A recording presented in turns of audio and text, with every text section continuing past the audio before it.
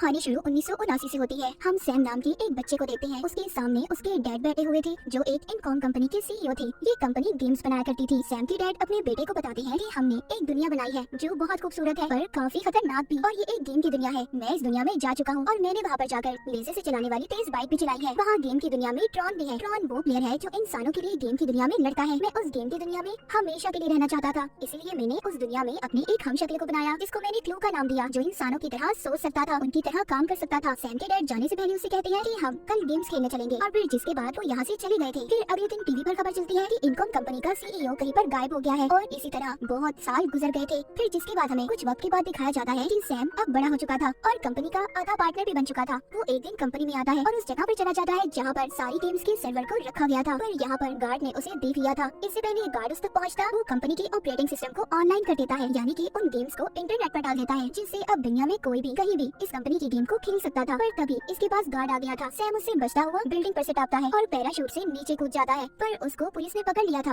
लेकिन कंपनी में उसके डैड के एक बहुत ही पुराने दोस्त थे जो अभी भी वहाँ पर काम करते थे। वो सैम को छुड़वा देते हैं और कहते हैं, क्या करते फिर रहे हो तुम? तुम्हें भी अब इस कंपनी में काम करना चाहिए, और हाँ, तुम्हारे डैड का मुझे मैसेज भी मिला है। पर सैम कहता है, ऐसा कैसे हो सकता है? मेरे डैड तो मर चुके हैं या फिर कहीं पर बहुत अच्छी जिंदगी गुजार रहे हैं। सैम के डैड के दोस्त बताते हैं कि जिस जगह से तुम्हारे डैड का मुझे मैसेज मिला है वो जगह कंपनी के अंदर ही है। ये उसको उस जगह की चाबी भी देते हैं। ये दरअसल कंपनी में ही एक जगह थी जहाँ पर उन सारी गेम्स को रखा गया था जो कि अब बंद हो चुकी थी। उस जगह पर आकर एक गेम से ये कपड़ा हटाता है जिस पर ट्रॉन लिखा हुआ था। ये उस गेम में कॉइन सिक्का डालने की भी कोशिश करता है, पर वो नीचे गिर गया था। जब भी उसे उठाने लगता है तो उधर ये एक बनी हुई लकीर देखता है। अब ये जब उस गेम को हटाता है तो उधर इसको एक रास्ता मिलता है जो नीचे एक तह खाने की तरफ जाता था, जहाँ पर इसके डैड का सारा सामान पड़ा हुआ था। मतलब कि ये उसके डैड का लैब था जहाँ पर वो बड़ी बड़ी गेम्स बनाया करते थे। यहाँ पर इसके डैड का कंप्यूटर भी था जिसको ये चलाकर उसमें कुछ प्रोग्राम डालता है जिससे वो चल गया था। तभी उससे बहुत सारी रोशनी बाहर आती है और उस रोशनी के बाद ये अब दूसरी दुनिया में पहुँच गया था जो गेम की दुनिया थी। इससे पहले सैम यहाँ पर कुछ कर पाता तभी दो लोग आते हैं जिन्होंने काले रंग के सूट पहने हुए थे और वो सैम को लेकर अपने साथ चले जाते हैं। इसके बाद ये लोग इसको भी अपने जैसा सूट पहनाते हैं और इसके पीछे एक अजीब से डिस्क भी लगा दी जाती है। ये डिस्क ऐसी थी कि वो इसके दिमाग की सारी यादों को रिकॉर्ड कर सकती थी। ये वहाँ पर गेम खेलना शुरू करता है। सैम बहुत अच्छी गेम खेल रहा था, लेकिन तभी यहाँ पर एक ट्रॉन आता है। वो सैम को हरा देता है। इससे पहले कि सैम को कुछ होता उसके जिस्म से खून आने लगा था। तभी वहाँ पर इनका लीडर क्लू आ गया था। ट्रॉन कहता है कि ये तो इंसान है। क्लू कहता है कि इसको मेरे हवाले कर दो। जब सैम क्लू को देखता है तो ये देखकर उसे कहता है, आप तो मेरे डैड हो। पर जैसे कि सैम के डैड ने उसे बचपन में बताया था कि उन्होंने गेम की दुनिया में अपना हमशक्ल बनाया है, और ये वही हमशक्ल था जिसका नाम इसके डैड ने क्लू रखा था। क्लू यहाँ पर सैम की डिस्क को चेक कर रहा था, पर उसे वो चीज नहीं मिल पाती जिसे वो ढूंढ रहा था। वो सैम से कहता है कि तुम्हें मेरे साथ गेम खेलनी होगी। अब एक तरफ सैम की टीम बनाई जाती है और दूसरी तरफ लीडर की, यानी कि उसके डैड की हमशक्ल क्लू की। ये अब लेजर बाइक पर बैठ जाते हैं और रेस लगाने लगते हैं। इस लेजर नाइट के दरमियान अगर कोई भी आएगा तो मर जाएगा।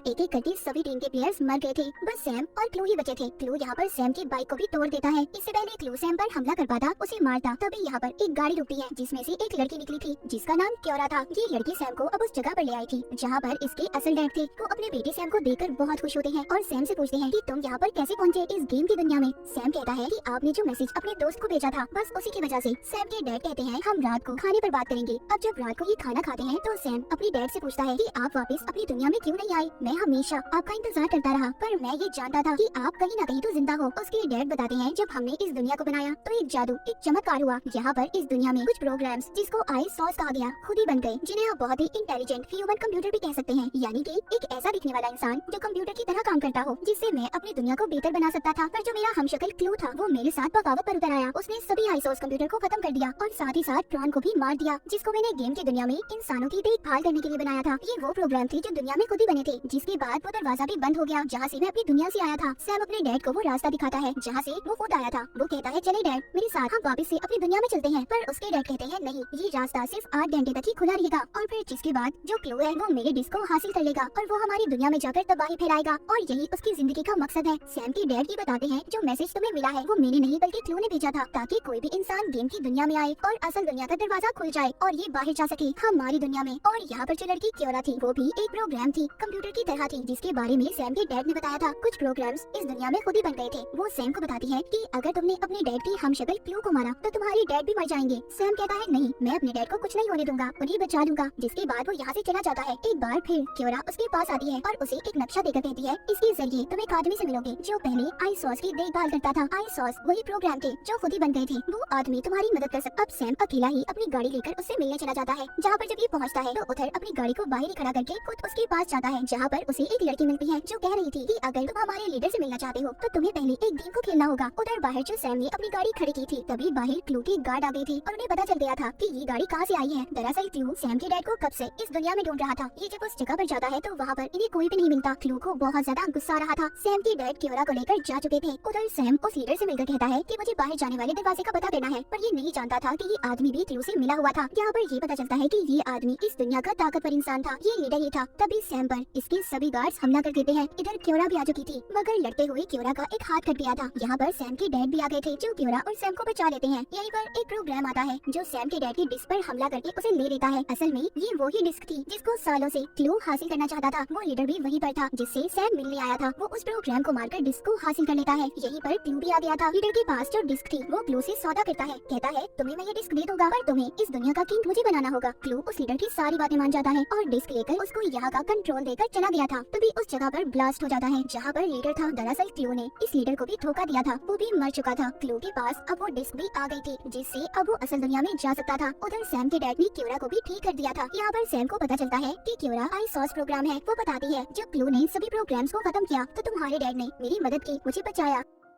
अब ये तीनों वापस से अपनी दुनिया में जाने के लिए तैयार थे। तभी इनके सामने क्लू के गार्ड्स आ जाते हैं जो इनका रास्ता रोक रहे थे। क्योरा को यहाँ पर पता था कि अगर सैम के डैड को आगे जाना है तो उन्हें डिस्क की जरूरत है। ये अपनी डिस्क उतार कर उन्हें दे देती है और खुद अब उनका सामना करने उनके सामने आ चुकी थी। तभी वहाँ पर एक गार्ड आता है जो क्योरा पर हमला कर देता है। सैम के डैड जब ये देते हैं तो उन्हें पता चलता है कि ये तो ट्रॉन है जो वो समझते थे कि वो मर चुका है। सैम अपने डैड से कहता है कि आप जाएं, मैं क्योरा और आपकी डिस्क को लेकर वापस आऊंगा। उधर क्लू को भी दिखाया जाता है जो अपनी आर्मी से कह रहा था कि वो वक्त आ चुका है जब हम असल दुनिया में इंसानों की दुनिया में जाकर उन पर राज करेंगे। लेकिन यहाँ पर सैम भी पहुँच गया था। वो डिस्क को लेकर क्योरा को बचाकर यहाँ से जा रहा था। तभी क्लू को पता चल जाता है कि डिस्क को सैम ने चुरा लिया है और साथ ही साथ सैम ने सारी सिस्टम को भी हैक कर लिया था और इसी वजह से क्लू सैम पर हमला कर देता है। सैम भी अपनी उड़ने वाली फ्लाइंग मशीन में था। क्लू पर भी हमला करता है और उसकी सारी आर्मी को खत्म कर देता है। अब बस क्लू और उसका ट्रॉन ही बचे थे। सैम के डैड ने ट्रॉन को इंसानों की हिफाजत करने के लिए बनाया था। सैम के डैड कहते हैं मैंने तो तुम्हें इंसानों की मदद करने के लिए बनाया था और तुम क्या बन गए। ये सुनकर ट्रॉन को अकल आ गई थी। वो क्लू पर हमला करता है, उसे मारने वाला था पर क्लू एक शक्तिशाली इंसान था, वो नहीं मरता, उल्टा उसने ट्रॉन को ही मार दिया था। वहीं पर हमें सैम और उसके डैड क्योरा को भी दिखाया जाता है जो वहाँ तक पहुँच गए थे जहाँ से इंसानों की दुनिया में जा सकते थे। पर इससे पहले ये ऐसा करते यहाँ पर क्लू आ जाता है जो सैम के डैड पर गुस्सा कर रहा था। कहता है तुमने मुझे धोखा दिया है, तुमने कहा था हम ऐसी दुनिया बनाएंगे जो बहुत अलग होगी। सैम के डैड कहते हैं ना तुम मुझे समझे और ना मैं तुम्हें समझा, मैं तो इंसानों के लिए अलग दुनिया बनाना चाहता था पर तुम इंसानों की दुनिया में राज करना चाहते थे। क्लू को सैम के डैड समझाने की कोशिश करते हैं पर वो कुछ नहीं सुनता और हमला कर देता है। इसी बात का फायदा उठाकर क्योरा सैम को वापस से उसकी दुनिया में जाने वाले रास्ते पर ले गई थी। अब क्लू के हाथ में डिस्क भी आ जाती है पर जल्दी उसे पता चल गया था कि ये डिस्क क्योरा की है न कि सैम के डैड की, जिससे ये इंसानों की दुनिया में नहीं जा सकता था। सैम अपने डैड को बचाने की कोशिश कर रहा था जिस पर क्योरा कहती है कि तुम्हारे डैड यही चाहते थे कि तुम वापस से अपनी दुनिया में चले जाओ और वो इस गेम की दुनिया को भी बंद कर देंगे। तभी क्लू छलांग लगाकर सैम के साथ इस दुनिया से असल दुनिया में जाने की कोशिश कर रहा था पर सैम के डैड उसे अपनी ताकतों से अपनी तरफ खींच लेते हैं जिससे इस दुनिया में बहुत बड़ा धमाका होता है और गेम की दुनिया अब पूरी तरह खत्म हो चुकी थी। सैम उसी जगह पर वापस आ गया था जहाँ से ये इस दुनिया में गया था, यानी कि अपने डैड के लैब में। ये गेम का सारा डाटा एक चिप में डाउनलोड करके उसे अपने गले में पहन लेता है और अपने डैड के कंप्यूटर को भी बंद कर देता है। जब ये ऊपर आता है तो उधर उसके डैड के दोस्त थे। ये उनसे कहता है कि आप अब इस कंपनी के नए मालिक हैं और मैं भी खुद इस कंपनी में काम करूंगा। वो अब इस जगह से बाहर आ गया था जहाँ पर क्योरा उसका इंतजार कर रही थी जो इसके साथ इसकी असल दुनिया में आ गई थी। वो उसको बाइक पर बिठाकर पहली बार सूरज दिखाता है। दरअसल क्योरा ने अपनी सारी जिंदगी में सूरज को नहीं देखा था क्योंकि वो बनी ही गेम की दुनिया में थी, क्योंकि वो कोई इंसान नहीं थी बल्कि एक तरह का प्रोग्राम थी, कंप्यूटर थी। पर अब वो सैम के साथ इंसानों की दुनिया में आ चुकी थी। सैम उसका इस्तेमाल करके क्या इस दुनिया को बेहतर कर पाएगा जैसे उसके डैड करना चाहते थे और इस दुनिया की भलाई की खातिर सैम के डैड ने अपनी जान दे दी ताकि कोई भी इस दुनिया को नुकसान न पहुंचा सके। और इसी के साथ ही कहानी यहीं पर खत्म हो जाती है।